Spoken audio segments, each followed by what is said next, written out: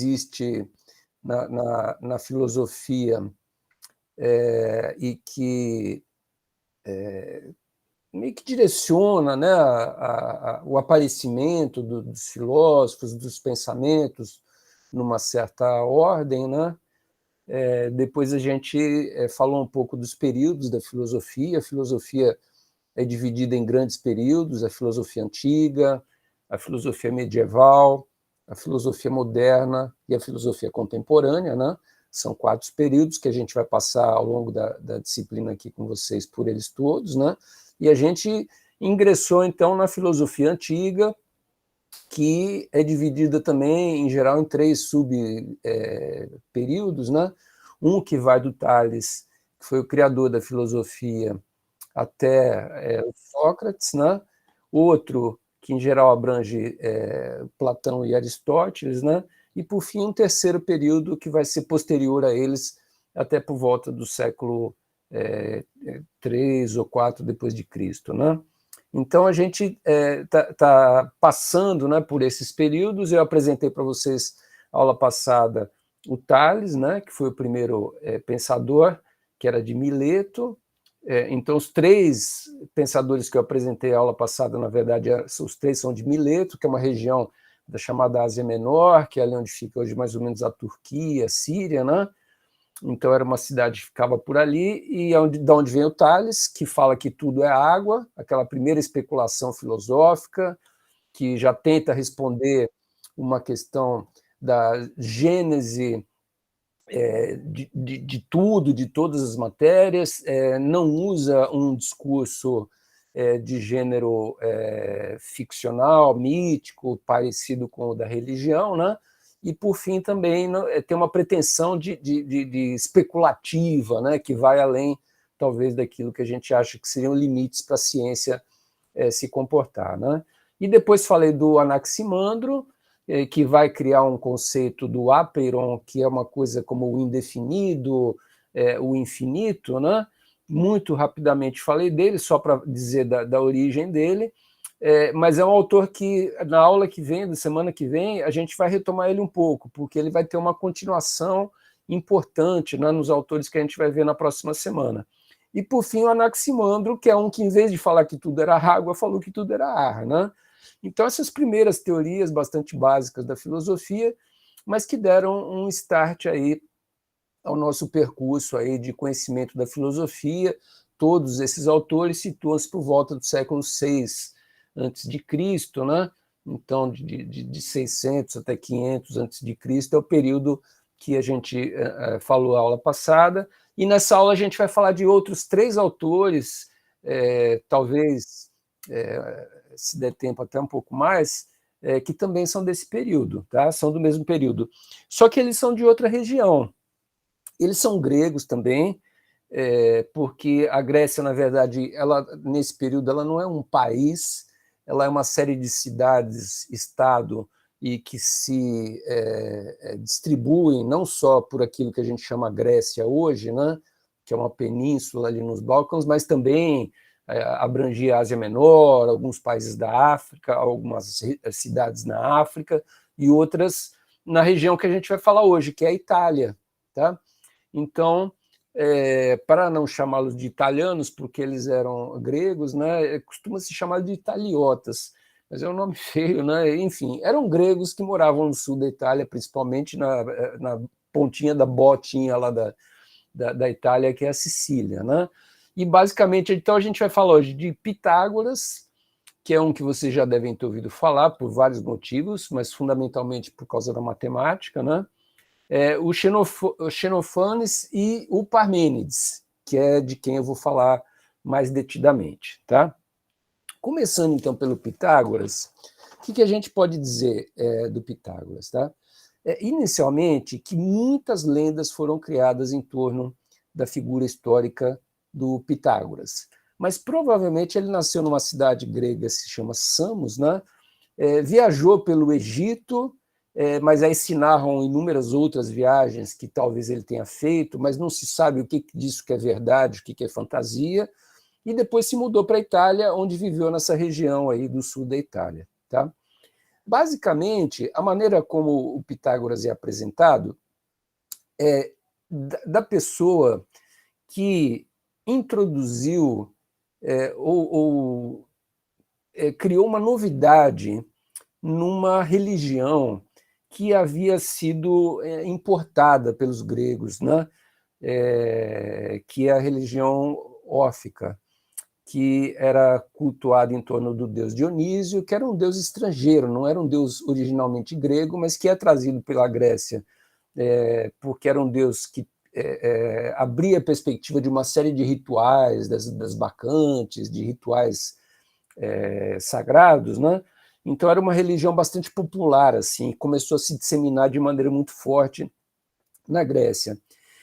Só que o orfismo, né, ele era exatamente uma religião, quer dizer, ele não tinha essa perspectiva filosófica, né?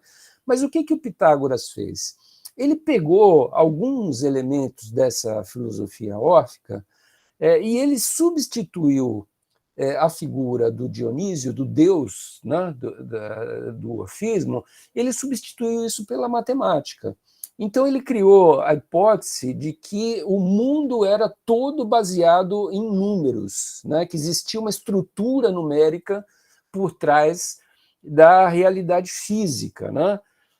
E aí, a partir dessa tese original, né, ele então cria uma escola que vai ser uma escola que vai ter duração centenária, assim, vai durar séculos, né, seguidores do Pitágoras, né, e que vão se dedicar então ao estudo da matemática nessa perspectiva científica, filosófica, mas que incorpora alguns elementos também da religião. Então, o pitagorismo ele acreditava, por exemplo, na reencarnação, né? Como tudo era número, né? As pessoas também eram número, as almas também eram números, quer dizer, ele achava que o mundo tinha um fluxo, né?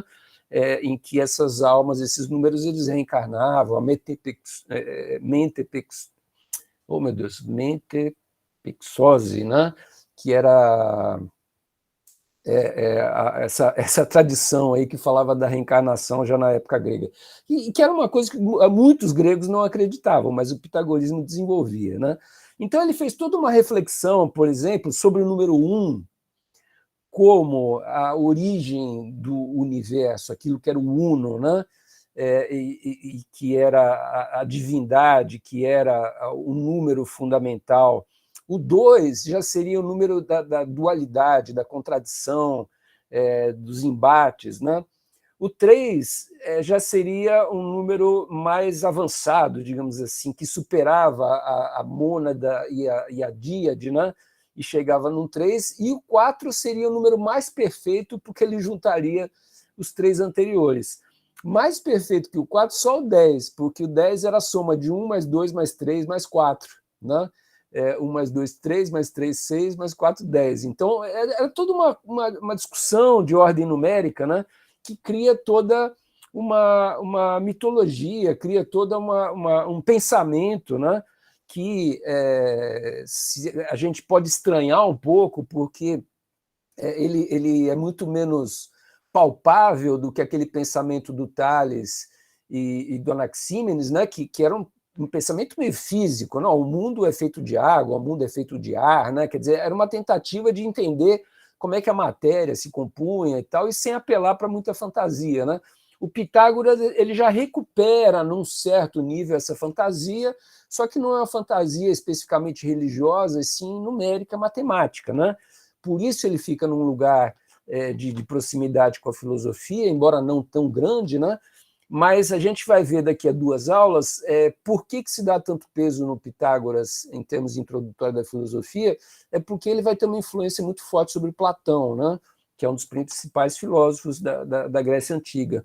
Então, por isso, a gente fala um bocado dele, para entender mais ou menos o que ele introduziu. Ele introduziu uma outra perspectiva da filosofia, que era uma perspectiva que se abria mais para um nível quase que do sobrenatural, pelo menos daquilo que a gente não consegue enxergar, daquilo que a gente não consegue ver, seriam números que estariam na base de todas as coisas existentes na realidade, tá? Então, com base nessa numerologia, nesses estudos numéricos que eles fazem, eles vão começam a tirar conclusões. Por exemplo, todos eles eram astrônomos, né, olhavam para o céu, ficavam estudando a movimentação dos planetas e tudo mais, né, e aí eles contavam, né, que em torno do Sol podia se contar 9 planetas. Né? Agora, como eles, pela dedução matemática, chegaram à conclusão que 10 era o número perfeito e não 9, né, o que eles diziam? Que tinha um planeta escondido, que a gente não conseguia enxergar, mas que era a anti-Terra, né? E que seria o 10º planeta, porque o sistema tinha que ser perfeito numericamente e que não tinha como não existir esse planeta para somar o número 10. Né? Então, esse tipo de especulação, para dar exemplo para vocês de como que era o pensamento do Pitágoras. Né? Dizia, então, que os números eram a base da realidade.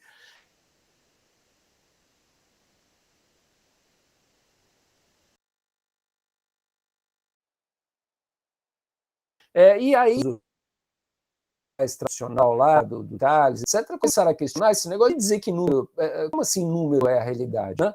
E aí eles começam, então, a elaborar algum tipo de prova, né, para tentar demonstrar da pertinência do seu pensamento.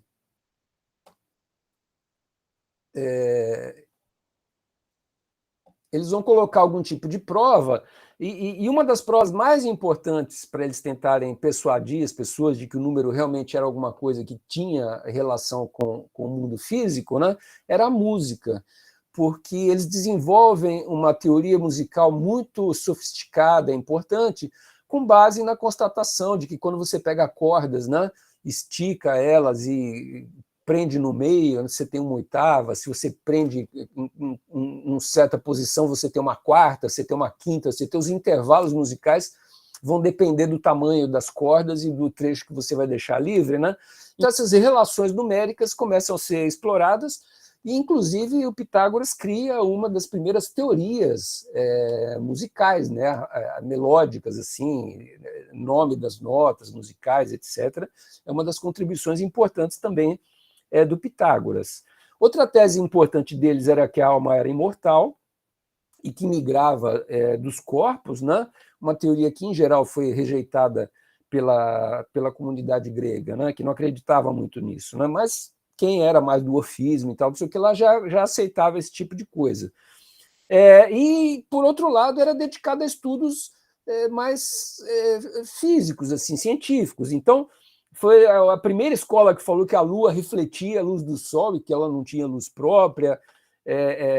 E o seu feito mais importante até hoje, né, é o famoso teorema do Pitágoras, lá, que é o quadrado da hipotenusa é igual à soma do quadrado dos catetos, com base no que, inclusive, os pitagóricos vão introduzir um problema, né, da matemática muito importante, que é o do número irracional, porque eles fizeram um triângulo com os dois catetos 1 e 1, e a soma de 1 mais 1 dá 2, e a raiz quadrada de 2 é um número irracional, é um número que você não consegue calcular, porque ele é uma dízima. Né? Então, enfim, esse tipo de coisa, de especulação, que vai caracterizar o pensamento do Pitágoras. E aí, com base também nessa ideia dos números, da importância do 2, que são as dualidades, e do 10, que é o número perfeito, né, ele vai criar o que seria uma tábua de 10 categorias.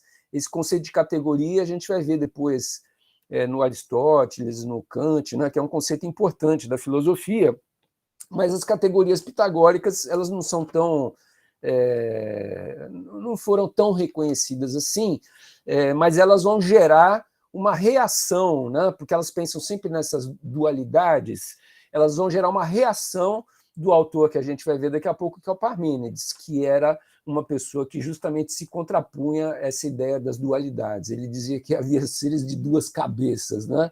E que pensavam tudo em termos de contradições, e ele vai tentar brigar com isso, ele está brigando com os pitagóricos.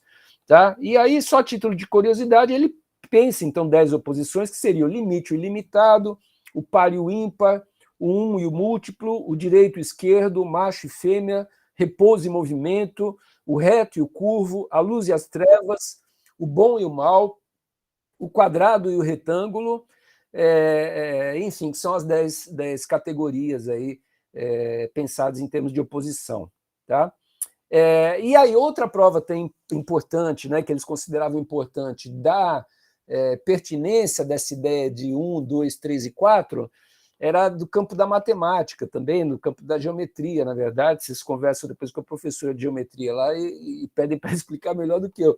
Mas assim, eles diziam que o 1 era o ponto, o 2 era a reta, porque ligava 2 pontos, né, por meio do caminho mais curto. O 3 já era uma superfície, já era um plano, né? E o 4 era o sólido, né? Então, tudo isso era a viagem do Pitágoras, da sua escola filosófica, em torno da matemática. Como eu disse para vocês, a gente vai ver dois desdobramentos importantes. Um deles vai ser do Parmênides, que vai questionar essa coisa das díades, das divisões, né? Que ele é contra esse tipo de perspectiva, e outra, a do Platão, porque ele vai ser um seguidor do Pitágoras, ele vai retomar algumas dessas questões. Pode falar.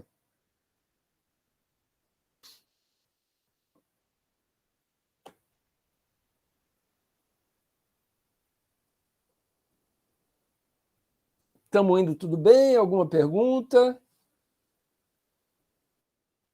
Tudo bem, Sara. Isabela, pode falar.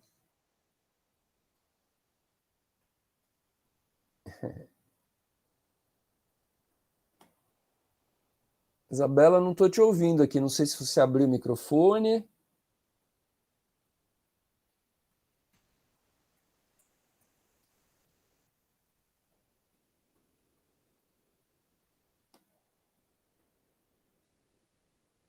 Pode digitar, Isabela. Estou vendo o chat aqui.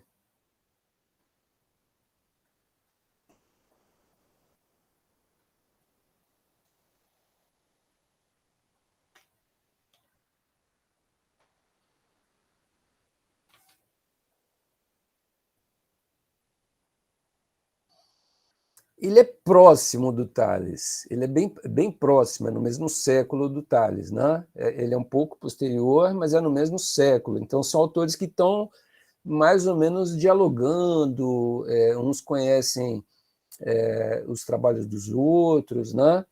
Então, a gente está falando aí por volta do século VI ainda antes de Cristo, né? Mas basicamente eles ainda estão nesse mesmo período, que é o período inicial dessa primeira especulação filosófica.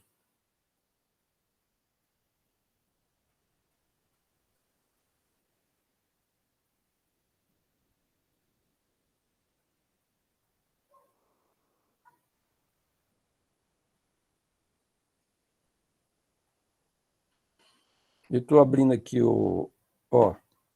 a expectativa, a informação que tem na Wikipedia é que ele nasceu em 624 e teria morrido por volta de 546, tá? Então, nessa virada aí do século VI, né? Se a gente pegar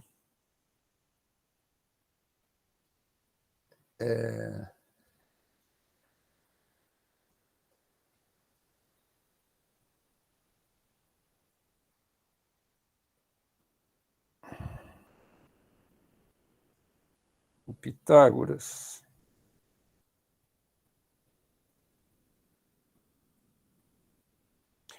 ele está se dizendo aqui de 570 a 495. Tá? Então, assim, é no mesmo século, mas uns 50 anos de diferença. Assim. Tá bom, obrigado, Isabela. Valeu. Bom,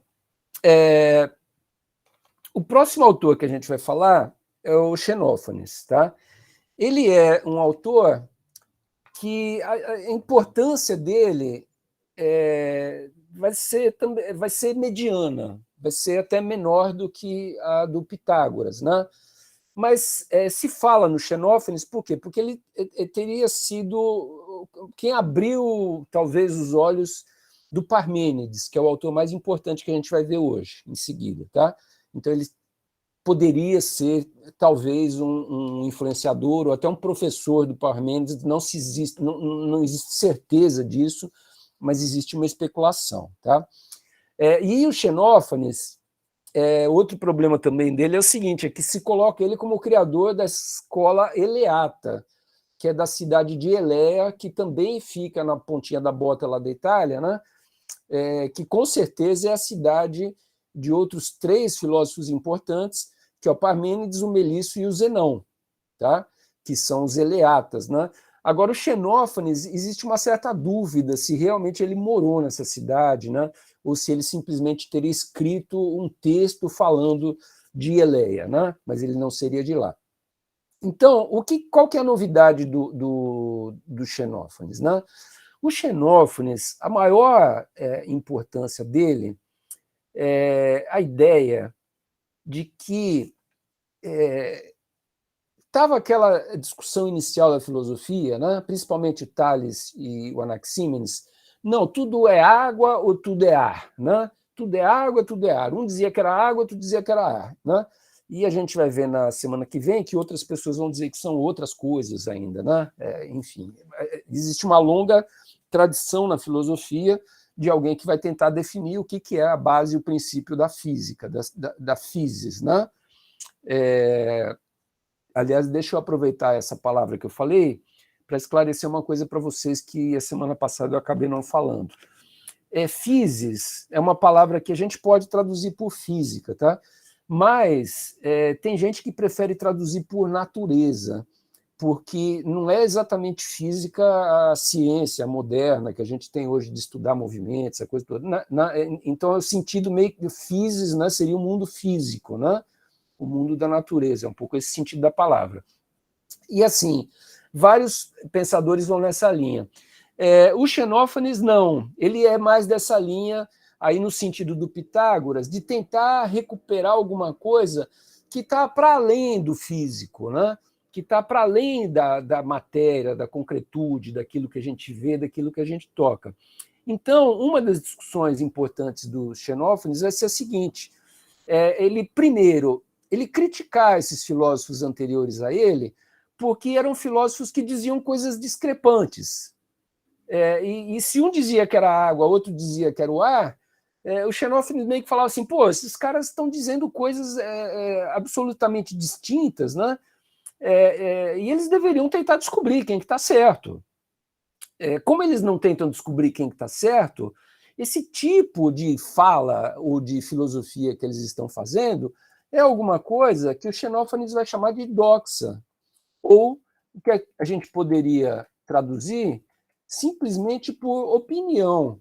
Tá? Ele vai dizer assim, olha, essas pessoas estão falando, é uma doxa, é uma opinião deles, mas eu não estou vendo fundamentos concretos, sólidos, assim, para a gente realmente discernir se quem está certo é um, se quem está certo é o outro. Né? E tudo isso, no fundo, vai ser um pontapé inicial para aquilo que daqui a pouquinho a gente vai ver que um provável seguidor dele, né, vai tentar resolver, que é o Parmênides. Né? Então, assim, ele faz uma crítica forte à doxa. Outra crítica forte que ele vai fazer também é a religião grega, porque a religião grega ela é politeísta, né? Você tem uma série de deuses, né, no Olimpo grego, que seriam os deuses das cidades gregas. Então, Atena é uma deusa, Hera é uma deusa, Zeus é um deus, Poseidon é outro deus. Quer dizer, existe uma galeria de deuses na Grécia, né? E todos eles de forma humana. E o Xenófanes vai criticar essas duas coisas. Primeiro, ele vai dizer que se existe um Deus, tem que existir um Deus único, porque um Deus ele é todo poderoso, então não pode ter um Deus mais poderoso e um menos poderoso que disputa poder com ele. Não, o Deus tem que ser único. Né? Então ele começa a pregar essa tese, né? essa hipótese de que o Deus tem um só, né? E não vários, o que evidentemente vai ser uma tese importante para o platonismo e depois para o próprio cristianismo, né? Se apropriar dessa ideia de que um Deus é único. Agora, provavelmente também ele vem inspirado em religiões, né, orientais que já defendiam essa tese, né, do monoteísmo. Mas ele defende muito radicalmente que Deus é um só. E outra coisa que ele defende também é o seguinte, que como os deuses gregos tinham a forma humana, ele vai dizer, olha, isso aí só pode ser doxa, só pode ser opinião, só pode ser uma coisa errada. Por quê? Né? Ele dava um exemplo assim, porque imaginemos que as vacas tivessem deuses, né? Que cara que teriam as deusas das vacas? Né? Ele fala, as deusas das vacas seriam vacas. Né? E o homem também cria deuses à sua imagem e semelhança, quer dizer, isso é antropomorfismo, quer dizer, a gente projeta em cima dos deuses, né, aquilo que é a nossa imagem. Mas isso não tem sentido. Né? Então são críticas que o Xenófanes vai fazer a esse tipo de pensamento anterior a ele. Agora, o fundamental dele é isso, que em nome de ele dizer que existe um Deus só, né, vai ser o que vai dar uma abertura, uma longa tradição na Grécia, que é o que se chama teoria do uno. Essa ideia de que o suprassensível, o Deus, a divindade, etc., é uma só. Né? Isso vai ter uma importância muito grande no pensamento grego, né? Que vai desencadear um pensamento que vai se aproximar de um panteísmo, de uma coisa que vai ver Deus em todas as coisas e que esse Deus que está em todas as coisas seria uno. Esse pensamento é muito importante. Tá? Ele diz um texto que eu usei aqui do Hegel, né? Diz assim, ele olhou para o azul do céu e concluiu que Deus só podia ser único, porque aquilo tudo era muito maravilhoso para ter sido criado por mais de um. Né? Então, são detalhes da vida do Xenófanes. Ele seria, né, o orientador, aquele que deu inspiração para o Parmênides, Melissa e Zenão, tá? E ele considera, então, que tudo aquilo que não é uno, que tudo aquilo que a gente vê como múltiplo, né, por exemplo, duas opiniões, é falso. E, inclusive, as sensações seriam falsas. Tá? As sensações seriam falsas. A gente não percebe que tudo é uno, imóvel e estático, porque nós somos seres inferiores, então nós dependemos das sensações para ver o mundo. Mas o mundo em si ele seria estático, uno, infinito, e o mundo em si seria esse Deus único aí, que seria o gerador de todas as coisas. Né? Então, a ideia de que existe uma categoria, que é a categoria do ser, né? Que seria uma espécie de abismo, aonde tudo se dilui, né? Que seria uma força formadora da totalidade da matéria, das coisas que existem, né? E aonde tudo se dilui. Tá? O ser é aquilo que é tudo dentro de si mesmo. E esse dentro de si mesmo é por quê? Porque ele é um Deus uno, que tudo no fundo é ele. Né? Então, o mar é Deus, o céu é Deus, a lua é Deus, o chão é Deus. Né? Esse tipo de ideia que vai ser chamado posteriormente de panteísmo. Tá? E que fora de Deus, quer dizer, fora de todas as coisas que existem, não existem nada. Então, Deus é a totalidade de todas as coisas. Tá? Esse pensamento foi chamado de panteísmo, e futuramente mais um autor importante da filosofia também vai aderir a ele, que vai ser o Spinoza, tá? Que já é um autor da filosofia moderna. A ideia de que Deus é tudo, portanto, nada pode vir do nada. Deus é tudo, está em todos os lugares, é eterno, não há nada distinto de Deus, nem melhor nem pior que ele. Ele tem a forma perfeita da esfera, né? Ele dizia até qual era a forma de Deus. Ele não é limitado nem limitado, mas não se move. Tá? E o nada é o nada, ou seja, o nada não pode vir a ser, o nada não existe, o nada é aquilo que seria o outro de Deus, mas Deus não permite que nada seja o outro dele, ele é a totalidade. Tá? Entretanto, o homem é dotado da possibilidade de falar o nada, de falar a bobagem, de falar aquilo que não leva a lugar nenhum. O que não leva a lugar nenhum? É a doxa, é a opinião. Então, as opiniões plurais dos homens são falsas, são nada, são um vazio, né, que não leva a lugar nenhum. Tá? E o radicalismo desse pensamento vai ter muita influência no autor que a gente vai ver logo em seguida agora, que é o Parmênides, mas também vai ter muita influência sobre uma escola filosófica que vai se arrastar até os tempos do Sócrates e depois e tudo mais, que vai ser a escola dos sofistas, né? O Gorgias, por exemplo, era um grande sofista que vai justamente dizer que o nada, enfim, que o tudo é nada, que o nada é tudo, e vai confundir todo mundo com base em argumentos que nada mais são do que doxa, ou seja, do que o vazio. Tá? Bom, a respeito do Xenófanes, então, era mais ou menos o que eu tinha a dizer para vocês. Tá? A gente já passou hoje pelo Pitágoras e depois pelo Xenófanes. Chegamos, finalmente, ao Parmênides. Tá? Dentre esses pensadores da Itália, o Parmênides talvez seja o mais importante, num certo aspecto. Né? O Hegel, que é aquele filósofo do século XIX, alemão, que eu sempre trago alguma coisa dele para vocês, porque ele criou uma grande história da filosofia muito importante, ele vai dizer que a filosofia, efetivamente, enquanto filosofia mesmo, começa com Parmênides. Tá? Que o que se fez antes, Tales, Anaximandro, Anaxímedes e o próprio Xenófanes seriam iniciativas, assim, primeiro os tateais e tal, mas que a filosofia para valer começa com Parmênides, porque ele que teria feito uma grande descoberta. Tá? A obra do Parmênides é uma obra que se chama Sobre a Natureza, né? Sobre a physis, né? Sobre a maior parte dos tratados desse período da filosofia são tratados sobre a physis, né? Que é a física, que é a natureza, e o Parmênides não foge disso. Ele tem, então, um poema, na verdade, ele é escrito em rima, que se chama Sobre a Natureza. Esse poema tem 3 partes, e a primeira parte é um proêmio, é uma introdução que mais ou menos explica o que o poema vai tratar. A segunda parte é a parte onde ele vai definir o que há de mais importante no pensamento do Parmênides para a filosofia, que é a ideia do conceito do ser e da verdade. E a terceira parte é uma espécie de cosmologia que ele realiza, meio que nos moldes também do que era feito pelos outros anteriores a ele, Tales, etc., que também faziam, às vezes, cosmologias, né? Tentavam descrever como é que foi a origem da Terra, a origem de tudo.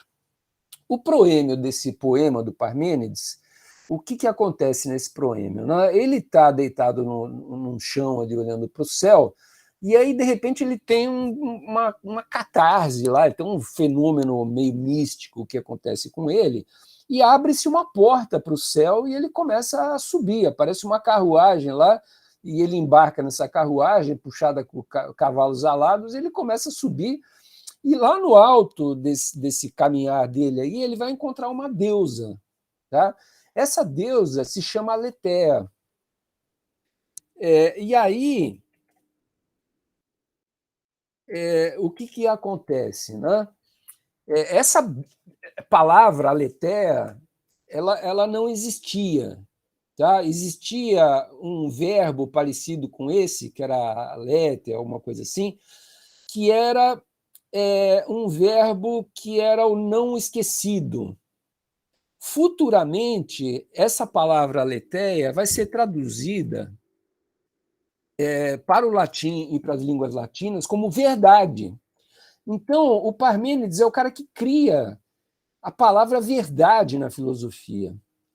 E essa deusa da verdade com a qual ele se encontra, ela vai dizer justamente para o Parmênides o seguinte: olha, existe o caminho da doxa, que é o caminho da opinião, existe o caminho do conhecimento.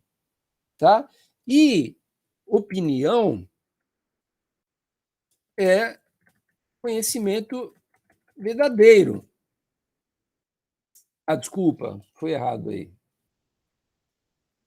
Não é conhecimento verdadeiro.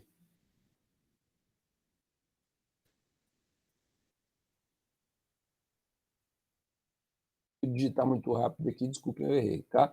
Opinião não é o conhecimento verdadeiro, ou seja, existem 2 caminhos pelos quais o homem tenta conhecer. Né? Existe o caminho da verdade e existe o caminho da opinião. Então, a opinião ela se contrapõe a verdade. São dois caminhos distintos.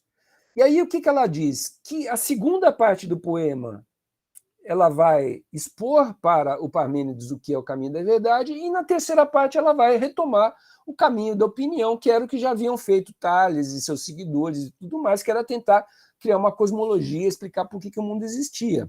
Tá? Então, qual que é a ideia original que essa deusa tenta passar para o Parmênides? Né? É a ideia de que justamente o caminho da opinião ele é um caminho multilíngua, multifalas, múltiplas opiniões, né? De múltiplas tentativas de explicar as coisas.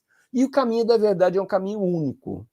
Então vai contrapor o único caminho da verdade a um caminho todo pulverizado das opiniões. Tá? E um dos caminhos múltiplos, justamente, é o caminho da dualidade. Também é um caminho de doxa. Também é um caminho de opinião. Então, aquelas coisas que os pitagóricos falavam de claro e escuro, quadrado e retângulo, essas dualidades, né, para essa deusa são o caminho equivocado. É o caminho da confusão, porque aquilo não explica nada. Se você tenta dividir tudo em duas coisas, você não tem um caminho único. Tá? E a verdade ela tem que ser obtida por esse caminho único. Pois bem, a noite e dia, luz e trevas e tal, são menções que o poema faz, então, ao pitagorismo, que era muito popular na época, e se contrapondo ao Pitágoras, dizendo justamente que o que o Pitágoras fazia era doxa, era uma coisa que era popular, que muitas pessoas aderiam àquilo, mas justamente era um caminho que era um caminho equivocado. Existia, então, e a filosofia vai ter que cuidar disso a partir de então, um único caminho da verdade, onde vão estar presentes as ideias de unidade, evidentemente, mas também de completude e imobilidade. O saber ele tem que ser único, o saber tem que ser completo e o saber tem que ser imóvel. O saber não pode ficar mexendo. Tá? O que mexe é a physis, é o mundo físico, onde as coisas nascem, morrem, as coisas se transformam. Né? A gente vai ver semana que vem o Heráclito, quer dizer, o mesmo homem nunca toma banho no mesmo rio, quer dizer, a coisa é toda fluxo o tempo inteiro. Pois bem, o que a tese que o Parmênides está defendendo é a seguinte: onde tem fluxo o tempo inteiro, não tem conhecimento, não tem saber. O saber ele depende da existência de um campo onde as coisas estejam estabilizadas. Tá? E aí a pergunta que surge é a seguinte: poxa, mas se o mundo ele é esse fluxo permanente, né? Esse saber é saber de quê? Aonde que está esse saber? Da onde que a gente retira esse saber, né? E aí a resposta dele é a seguinte: olha, o saber é saber do ser. Tá? Só aquilo que pode ser conhecido. O que não é, o não ser, não pode ser conhecido. Tá? E aí ele vai começar a explicar melhor essa lógica dele no seguinte sentido, de que só do ser pode nascer o ser. Tá? Do não ser não pode surgir um ser. Então, se o mundo existe, o mundo é um ser que não nasceu. Ele sempre esteve aí. Né? Ele tinha que estar sempre aí. Tá? E como que ele está sempre aí? Poxa, ele está sempre aí porque ele é o uno, porque ele é Deus. Deus sempre esteve aí. Deus é eterno, Deus é infinito, Deus é uno. Então o ser, na verdade, é essa ideia do Deus, do Xenófanes. Né? O ser é uma unidade que abrange a totalidade das coisas. Mas por isso mesmo, o ser, que é Deus, é a verdade, mas ele é único, ele é completo, ele é imóvel, ele é infinito, e ele é a totalidade das coisas. Tá? Pois bem, um pouco complicado essas ideias, né? Mas vamos tentando melhorando, então. Né? O que ele está querendo fazer? Ele está querendo criar um caminho alternativo à doxa, às opiniões. Ele está percebendo que os filósofos estão se perdendo nas opiniões porque eles estão muito presos ao mundo sensível, aquilo que eles observam, então eles olham para as coisas e querem saber se aquilo é água, se aquilo é ar, né? Estão muito presos à sensibilidade e não estão abrindo os olhos para a verdade única que existe, que é o caminho da divindade. É o caminho daquilo que não é sensível, é o caminho daquilo que é o suprassensível, que está para além daquilo que a gente vê, que é a divindade, que é o eterno, né? Vejam que essa abertura que o Parmênides está dando para um campo de um suprassensível, né? Para alguém que já estudou filosofia, já sabe onde que a gente vai chegar aí pela frente, né?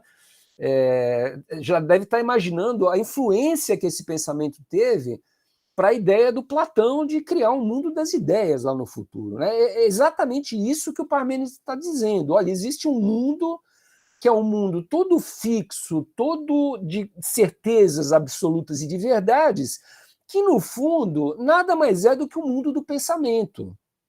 Tá? Só que ele ainda vai chamar isso do mundo do ser.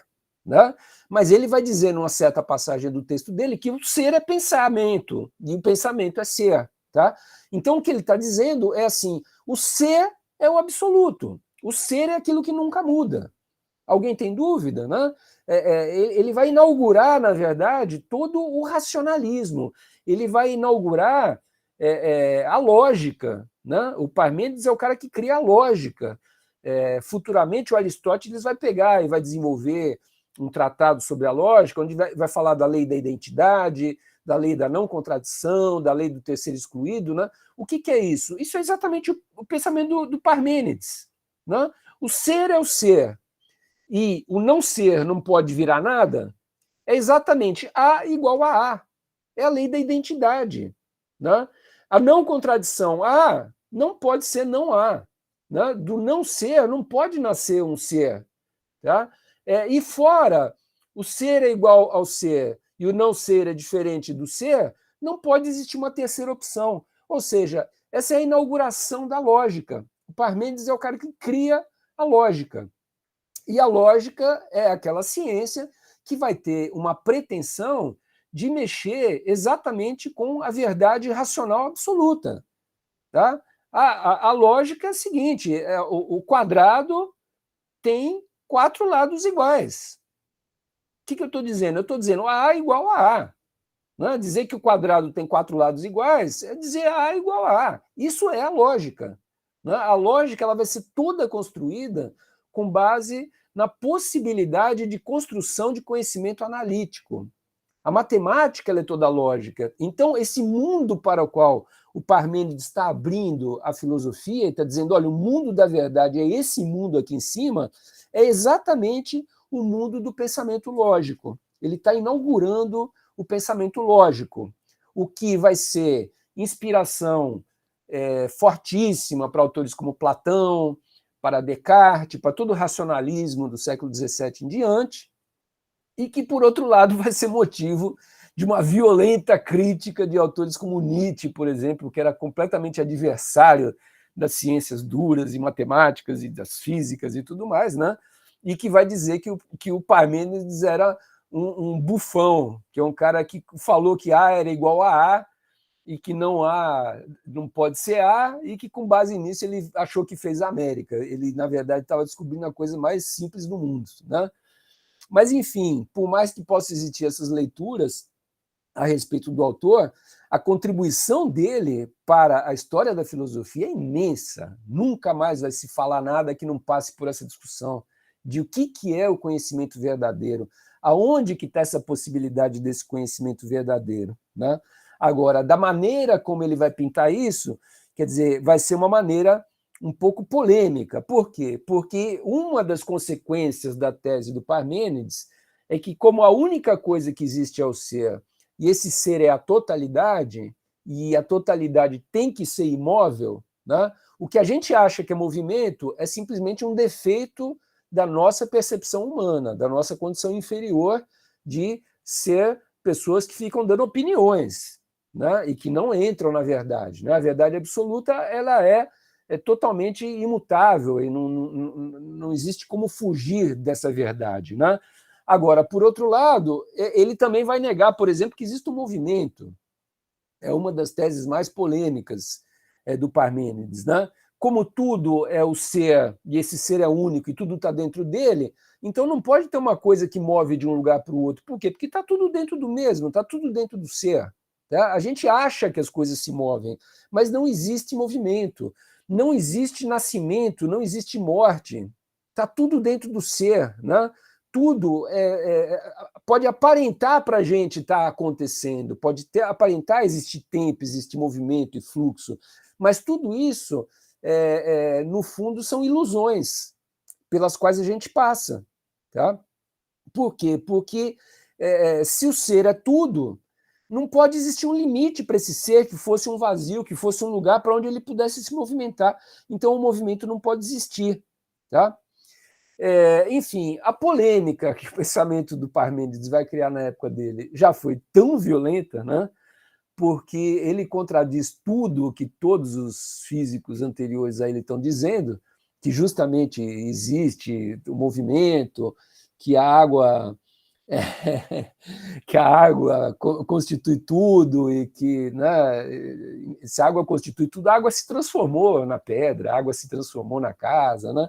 Então, a reação contra o Parmênides foi muito violenta, né?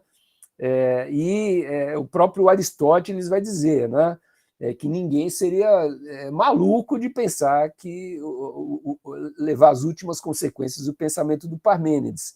Mas, por outro lado, os desafios que ele coloca para o pensamento filosófico, né, são muito sólidos, né, e vão acabar gerando todo um desdobramento posterior, né, no sentido de tentar, então, pelo menos dialogar com o Parmênides ou talvez até superar a obra do Parmênides, né, o que vai ser, evidentemente, consumado, né, por meio justamente da teoria das ideias do Platão. Vai ser um momento em que vai se chegar a um acordo, né, do que o Parmênides, no fundo, estava querendo dizer e como é que pode se dizer, então, que existe alguma coisa que é imutável. Né? Agora, que o quadrado tem 4 lados e que isso não vai mudar nunca, que o triângulo tem 13 e também não vai mudar, né? Então é exatamente para isso, né, que Parmênides está abrindo os olhos. Só que ele está abrindo os olhos ainda no movimento de uma tese muito radical, onde ele vai dizer, então, que só isso existe, só o quadrado, só o triângulo, só as coisas que não se movem, que não se mexem, que tal, que seriam os seres reais, esse que seria o mundo real, né? O resto seriam todas, enfim, seriam fantasias, seriam opiniões e tudo mais, tá?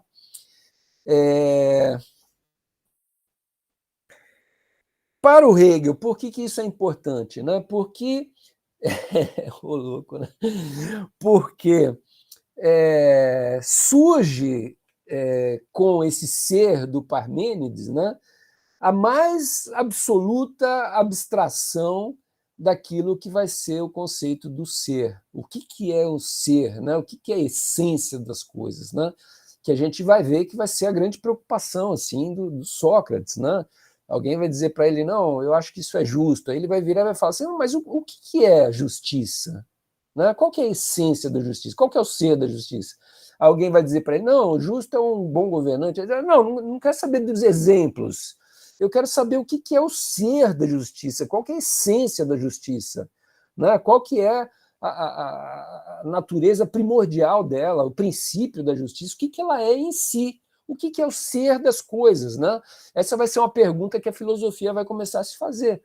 Pois bem, quem estabeleceu o que seria o ser, mas é um ser ainda totalmente indeterminado, que não é o ser da justiça, nem o ser da beleza, nem o ser da virtude, nem o ser, né, de alguma coisa, né, mas de maneira totalmente abstrata, na sua maior possibilidade de abstração, vai ser esse ser do Parmênides, que é um ser justamente que é alguma coisa que abrangeria a totalidade.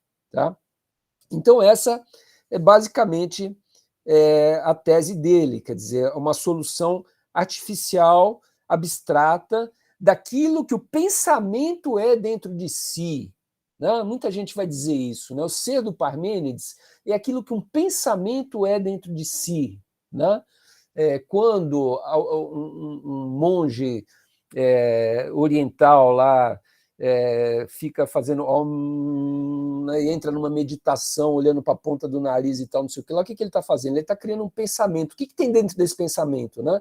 É um pensamento que tem a totalidade, né? Ele se sente em comunhão com o planeta naquele momento, ele acha que ele abandonou a condição de subjetividade dele e realizou uma espécie de experiência cósmica, né, de unidade com alguma coisa que está fora dele. O que é esse algo fora dele? Isso é a divindade, é a totalidade, é o ser, a essência. Né? Então a filosofia ela está abrindo a porta, na verdade, para isso. Né? E o que é bem interessante é o Parmênides dizer que a verdade está nesse caminho, né? Que a verdade não está no caminho das opiniões, dentro daquilo que a gente vê, daquilo que a gente sente. Né? Então, a verdade está nesse caminho de algo que é o pensamento, né?